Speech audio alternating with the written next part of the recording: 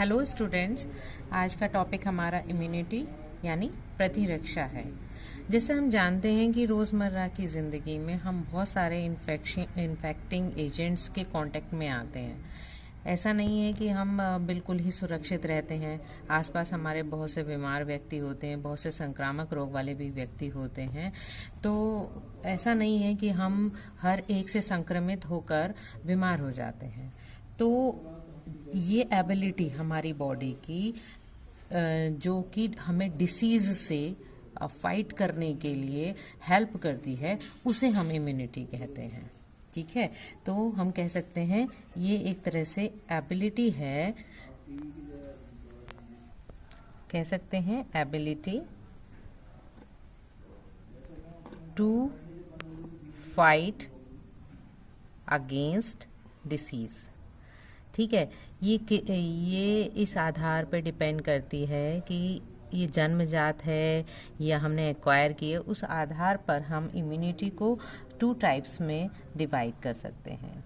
First हम कहते हैं इन्नेट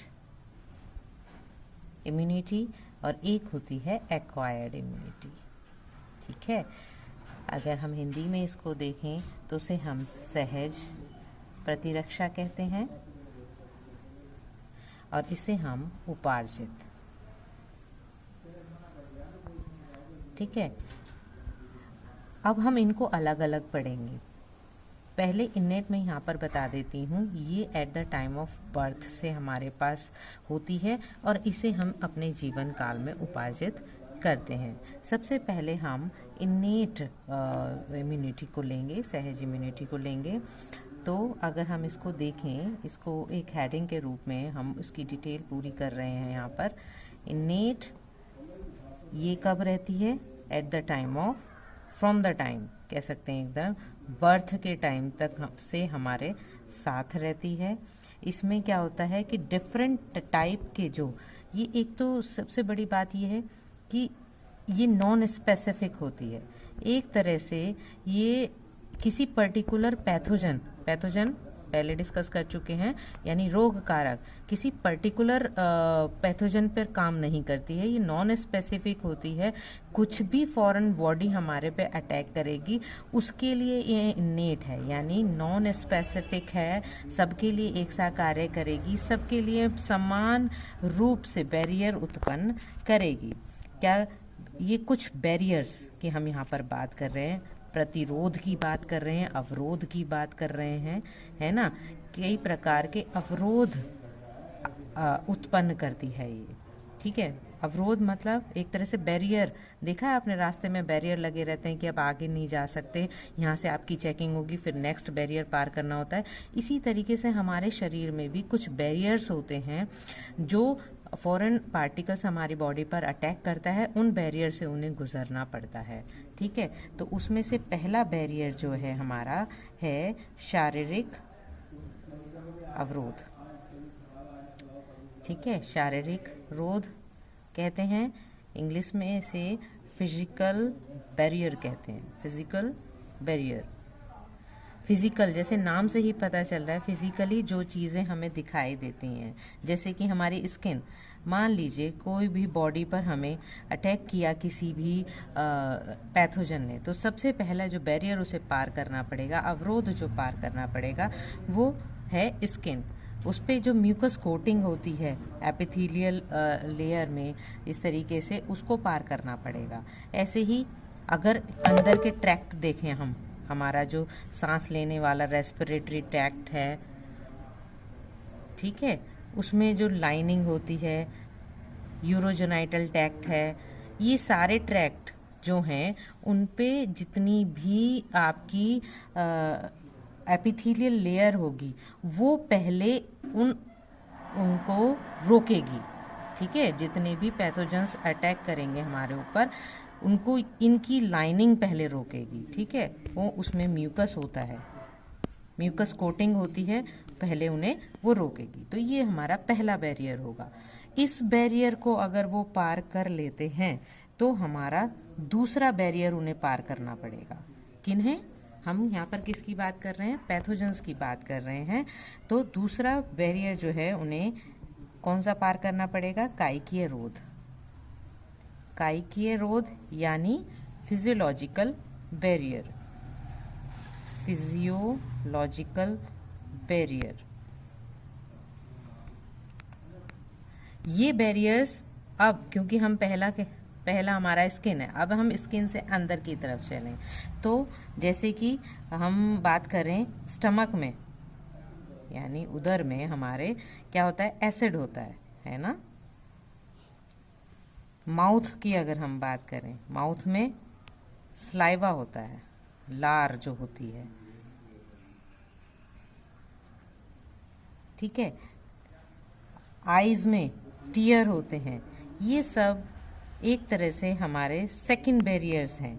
इनमें ये एबिलिटी होती है कि कोई भी माइक्रोबियल ग्रोथ को ये होने ना दे, ठीक है। जो भी अगर माइक्रोबियल ग्रोथ स्टमक तक पहुंच गई तो एसिड उसे डिस्ट्रॉय कर देगा। माउथ में है तो स्लाइवा उसे डिस्ट्रॉय करने की क्षमता रखता है। आइज में है तो टीयर उसे यहाँ पर डिस्ट्रॉय करने की क्षमता रखता है। अब अगर इनको भी वो पार कर गया, यानी पैथोजन इस बैरियर को भी पार कर गया, तो तीसरा अवरोध उसको मिलेगा। देख रहे हैं शरीर कितना अपने आप को बचाने की कोशिश करता है, लेकिन हम शरीर को स्वस्थ रखेंगे तब ना। ये सब चीज़ें आप शुरू से आखिर तक जितने भी अवरोध हैं, अगर उनमें से कोई भी अवरोध हमारा कमज़ोर होगा तो उस बैरियर को हम कमज़ोर कर देंगे और वहाँ से ही हमारा जो है डिसीज़ एंटर कर जाएगी। कोशिकीय रोध यानी सेलुलर बैरियर।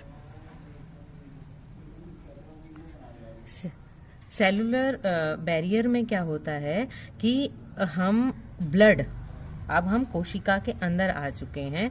कोशिका में हम देखेंगे जो ब्लड है, ब्लड में आपने क्लास 11th में ब्लड की पूरी डिटेल जब पढ़ी थी तो उसमें हमने श्वेत रक्त कणिकाएं पढ़ी थी, यानी WBC ल्यूकोसाइट्स जो थे हमारे। ल्यूकोसाइट्स में न्यूट्रोफिल्स, मोनोफिल्स और लिम्फोसाइट्स जो ब्लड में थे, उनमें एबिलिटी थी कि वो जो भी कोई फॉरेन पार्टिकल आता था उसको मैक्रोफेज कर लेता था, यानी उसको भक्षण कर लेता था और फिर उस पैथोजन को नष्ट कर देता था, ठीक है। तो ये हमारा थर्ड अवरोध है, ठीक है, कोशिकीय रोध, जो कि ब्लड के WBC ल्यूकोसाइट्स से हमें प्राप्त होता है। फोर्थ अवरोध जो हमारा आता है साइटोकाइन रोध आता है, यानी साइटोकाइन बैरियर आता है। इसमें क्या होता है, जो वायरस इन्फेक्टेड सेल्स हैं हमारी, जिन पे वायरस ने अटैक किया होता है, वो इंटरफेरेंस का जो है निर्माण करती हैं। वायरस इन्फेक्टेड सेल्स एक प्रोटीन सिक्रीट करती हैं जिन्हें हम इंटरफेरोन्स कहते हैं। ये भी बच्चों हमने 11th क्लास में बहुत डिटेल में पढ़ा था। इंटरफेरोन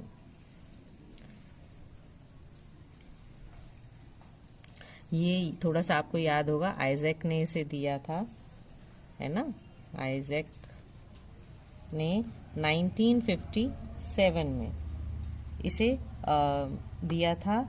ये क्या करते हैं कि इंटरफेरोन्स जो हैं, ये नेक्स्ट अगर कोई भी हमारी कोशिका वायरस से इन्फेक्ट होती है तो ये इंटरफेरोन्स उन्हें बचाते हैं, ठीक है। मतलब आगे इन्फेक्टेड होने से, वायरल इन्फेक्शन को इंक्रीज होने से रोकते हैं। अब हम एक्वायर्ड को, यहाँ पर एक्वायर्ड जो प्रतिरक्षा है उसको डिटेल में पढ़ेंगे। जैसे मैंने बताया था, इनेट जो होती है नॉन स्पेसिफिक होती है, वो पर्टिकुलर किसी पैथोजन पर काम नहीं करती है। लेकिन यहाँ पर एक्वायर्ड जो है वो पैथोजन स्पेसिफिक होती है, मतलब जैसा रोग कारक होगा उसके अकॉर्डिंग वर्क करेगी, ठीक है। पर्टिकुलर बीमारी का पर्टिकुलर पैथोजन होता है। हमने इतनी सारी बीमारियां पढ़ ली हैं, उसमें हमने बताया था निम्न पैथोजन से भिन्न भिन्न प्रकार की जो डिसीजेज हैं वो होती हैं। अब अलग अलग पैथोजन होंगे तो उनके लिए जो प्रतिरक्षा आएगी वो एक्वायर्ड आएगी, ठीक है। तो इसलिए हम कह सकते हैं कि ये जो एक्वायर्ड प्रतिरक्षा है वो पैथोजन स्पेसिफिक होती है, विशिष्ट तौर से। इसमें क्या होता है कि जब पहली बार हमें कोई बीमारी होती है तो प्राइमरी रेस्पॉन्स क्रिएट करती है हमारी बॉडी। पहली बार जब हमें कोई बीमारी होती है यानी कोई पैथोजन हम पर अटैक करता है, अगर वो बीमारी हमें दोबारा होती है तो उस पैथोजन को पहचानने की क्षमता हमारी बॉडी में सेकेंडरी रेस्पॉन्स के रूप में काम करती है। ठीक है, और बार बार जब ये होती है तो एक तरह से पहला वाला जो अटैक है जो हमारी बॉडी पर हुआ है उसकी मेमोरी हमारी प्राइमरी रेस्पॉन्स में सेव हो जाती है, यानी उसको पहचानने की क्षमता हमारी बॉडी में हमारे उपार्जित इम्यूनिटी के अंतर्गत वो सेव हो जाती है, ताकि उसके जो आगे की जो कह सकते हैं एक तरह से प्लानिंग है हमारी बॉडी उससे बचने के लिए कर सके, पहले से वो तैयारी करके रखती है। ठीक है, इस तरीके के जो प्राइमरी जो ये सेकेंडरी रेस्पॉन्स क्रिएट होता है, यानी जब दोबारा कर हमें कोई बीमारी होती है तो सेकेंडरी रेस्पॉन्स के रूप में जो हमारा तंत्र काम करता है वो ब्लड में, हम याद होगा आपको हमने लिम्फोसाइट्स पढ़े थे, ब्लड में लिम्फोसाइट सेल्स पढ़ी थी। ठीक है, तो ये जो लिम्फोसाइट्स हैं, लिम्फोसाइट्स ये जो सेकेंडरी रेस्पॉन्स है वो करेंगी। ठीक है, और इसमें ये दो प्रकार की यहाँ पर कोशिका होती हैं लिम्फोसाइट्स की, बी लिम्फोसाइट और टी लिम्फोसाइट। इनका निर्माण कहाँ होता है, थोड़ा सा मैं आपको रिकॉल करा दूं, अस्थि मज्जा में इनका निर्माण होता है, इन दोनों का ही यानी बोन मैरो में इनका निर्माण होता है। लेकिन इनका मैचुरेशन कहाँ पर होता है, उस आधार पर ये बी लिम्फोसाइट और टी लिम्फोसाइट में डिवाइड हो जाती हैं। समझ रहे हैं, अस्थि मज्जा याद आ गया होगा आपको, है ना, फर्स्ट ईयर में हमने पढ़ा था। अस्थि मज्जा में इनका निर्माण होता है।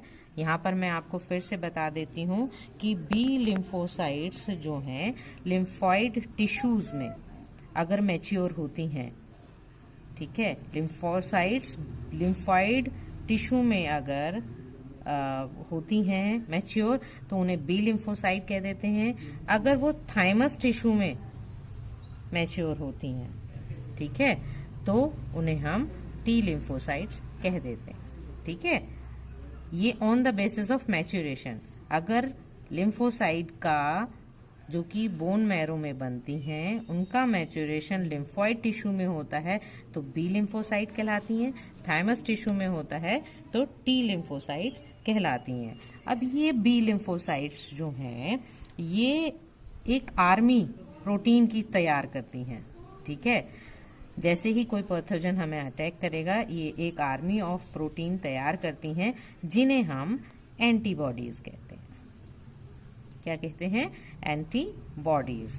ये डायरेक्टली तो एंटीबॉडीज नहीं बनाती हैं, बट ये क्या करती हैं, इसकी हेल्प करती हैं, किसकी, बी लिम्फोसाइट की हेल्प करती हैं एंटीबॉडीज को बनाने में, जो एंटीबॉडीज फिर फाइट करेंगी